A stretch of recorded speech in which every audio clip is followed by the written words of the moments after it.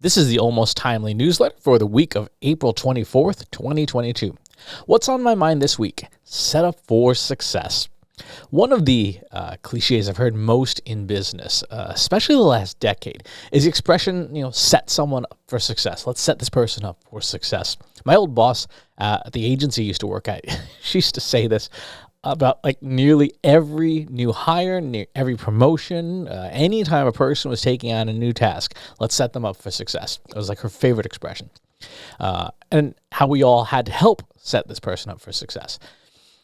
And that got me thinking, what does that phrase actually mean?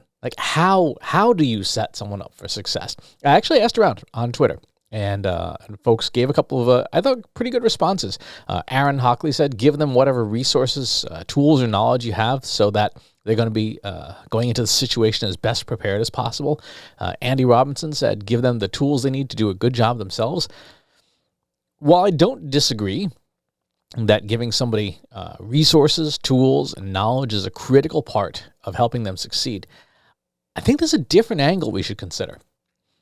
In the martial arts class I was taking today at my teacher's school, we were working on the opposite of setting someone up for success, using positioning and timing and knowledge of psychology, probability. We perform techniques designed to set someone up, an aggressor, set them up to fail. Right? No matter what your antagonist does, they dig themselves into a deeper and deeper hole until victory of any kind is impossible for them. How? By taking away their options. You position yourself on one side of their body so that they're inclined to punch a certain way, ruling out other kinds of strikes. Place your hand in a guarding position at an angle where they kind of got to work around it, making their next moves predictable. And you time your defense so that each attack they throw puts them off balance and vulnerable to counterattack.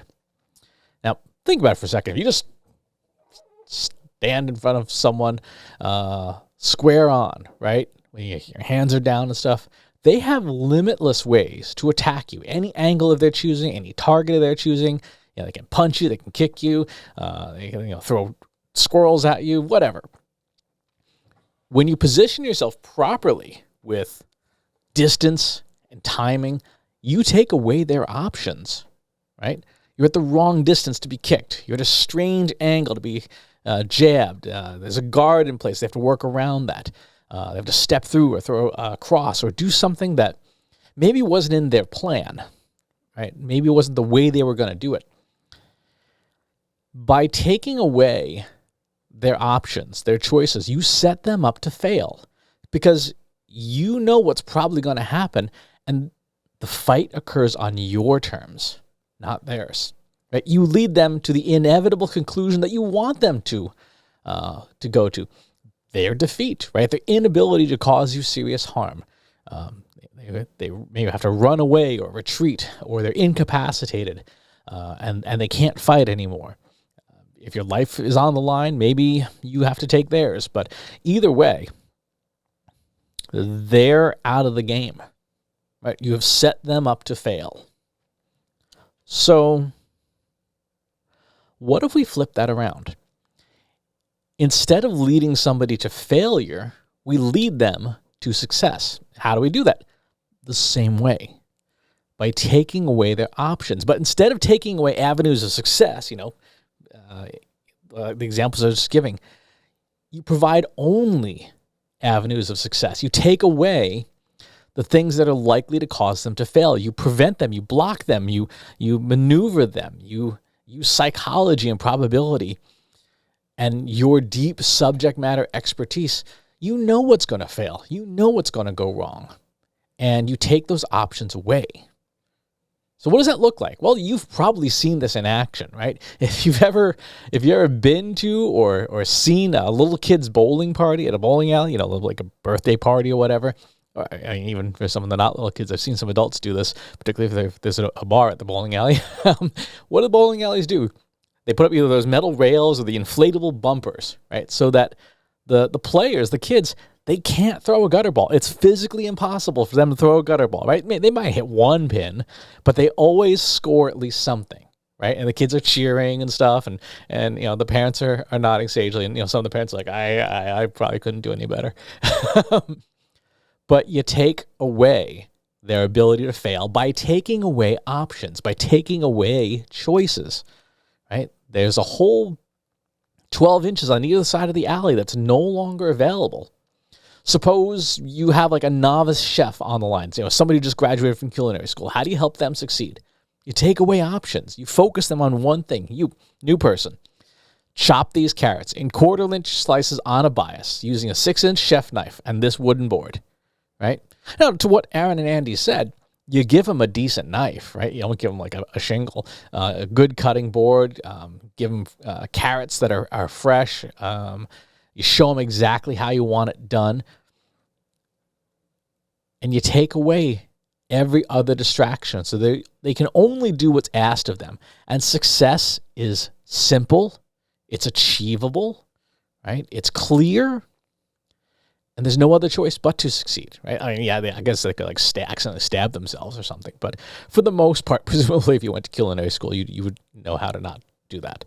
But that's an example of setting somebody else up for success. If you want to set someone up for success, what can you take away so that they only have one path to follow, one way to go, the way to success, right? What options can you reduce? What focus can you give them? Think about it in like a marketing analytics context, right? We always talk about setting up a Google Analytics account for success when we're doing audits for clients.